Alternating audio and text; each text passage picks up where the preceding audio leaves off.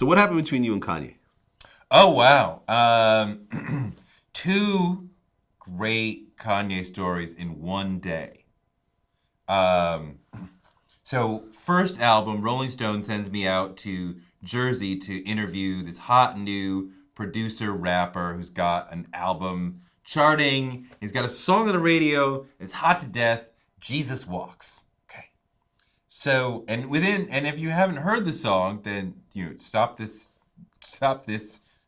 recording and go listen to that and come back after you're fully educated. But you may remember he sort of says in the song, like, well, yeah, Jesus is black, but let's not make a big deal out of it right now. But he definitely alludes to, like, clearly I think Jesus is black. So I get to his house, and he lives in Jersey in this high rise. He wasn't on the top then, but he was like high up, but he still had ways to go. He's still building as an artist. This is his first album, so it's still just building now. And he takes like an hour to get dressed, right? Like, which polo shirt? Ugh! And so I'm walking around the house as he's getting dressed, and I notice this gigantic poster on the wall of Kanye. And in performance, like, ah. And I'm like, so when he finally comes out, I'm like, what's up with the poster? You have a poster of you on the wall in your house. And he said something brilliant. I have to cheer for me before anyone else can cheer for me. Mm. And, it sets up the notion that you have to be a fan of yourself. You have to be confident about yourself. You have to believe in yourself before anybody else might believe in you or be a fan of you. And it sets up, of course, the, egomaniacal Kanye that we would get years later. But if you approach that technique properly, it can give you a lot of self-esteem. It can be really valuable for you. And for a long time, I would do college speeches and end with that story just based on the notion of, like, you can put a poster of yourself on the wall in your mind and derive that sort of self-confidence that you need. Because everyone deserves to believe in themselves. And he really manufactured that within himself. Now, that said, within this moment of me saying, like, so what's up with the poster? And he's telling me, and now he's dressed in the polo, and he's got this Jesus piece on that he just got from Jacob the jeweler. I'm the first person who's outside of the family to see this Jesus piece. And it's done up with colored stones to where the hair is different, like two different blondes, and the eyes are like ice water blue, and it's clearly the 20th century white depiction of Jesus. And so I'm immediately like, oh, I thought you thought Jesus was black. Like, how come he's not black? And he was like, eh. They immediately dismissed what I said. And like, okay, we're moving on. And then like a little while later, like we're in the car and we're talking about various things, music, whatever. And he brought up, you think that this looks white? I'm like, he's clearly white. I mean, his eyes are blue, money. Like, what the fuck? And he's like, okay. And then we talk and talk. And then he brings it up again. And I'm like, yeah, like it's white Jesus. So then on his own, he says, cancel my next 3 meetings and tell Jacob, the jeweler, that we're coming up now. So we divert and we go to Jacob the jeweler's. And Jacob is, Jacob was lovely and he's, here to please. And he's like, bring out all the colored stones. Because Kanye has it in his mind that we're going to change stones in this piece right now today so it looks like a black Jesus. But it doesn't really work like that. The nose is straight.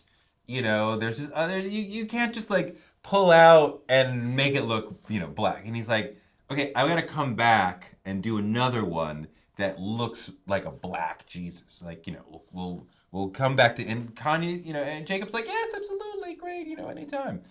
So we're back in the car, and now he's like, what am I gonna say?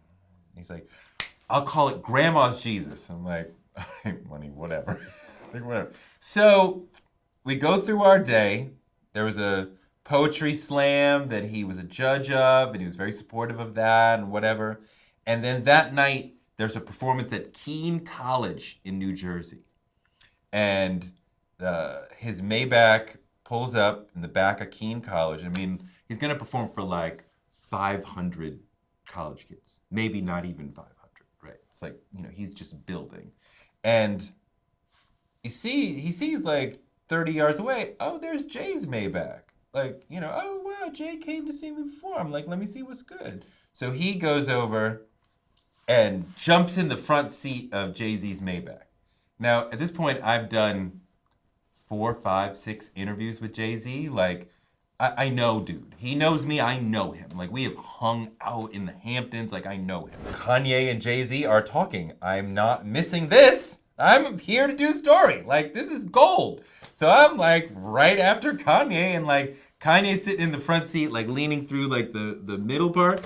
I'm in through the back window, like Jay's like right there. I'm like the little kid on the block, like, what's up, Jay? What's up? Like, I'm not missing. I gotta hear this. What's it? So it's Jay and this female executive who everybody knows, right? You're not in the business, you wouldn't know her, but everyone. So so Kanye's like, what do you think of my piece? What do you think of my chain? And Jay's like, oh yeah, that's what's up. And the chick is like, oh yeah, that's cool. And I said, yo, it's white Jesus. Just instigating. And Jay, seeing the inch of space to be able to fuck with Kanye, goes right in like, oh yeah, man, you need to darken that face up. And the chick is like, yeah, you might want to tuck that in. Like, they totally flip like 180 from like, yeah, it's cool, to me instigating. And then they're like, oh yeah, your $100,000 piece is whack because it's not black. Like, what the fuck? And like, that was the crux of the Rolling Stone story that I did on Kanye. And he's like, still mad, I think. It's like for years, it's like, no, I'm not talking to you because you did that story. I'm like, are you kidding me? I mean, like, there was no shots intended in the story. It's not meant to make him look bad. I think he, made a bad choice in getting a Caucasian-looking Christ. And he could have, but his rebel heart was like, as soon as I pointed it out to him, he was like, yeah, you know what? Like, I should get a black Jesus. So, I mean, I don't say it to get at him or to nag him or to instigate any further. It's more just like, just being a journalist. It's not just to be a fly on the wall all the time. Occasionally, you can insert yourself into little moments in an authentic way and make the moment that much better. I used to think, how come Dream Hampton's stories are so much hotter than mine? Like when we were both young. And I realized over time that she was much better at authentically inserting herself into the situation in a way that would bring out more of a reaction from the artist versus the more fly on the wall approach.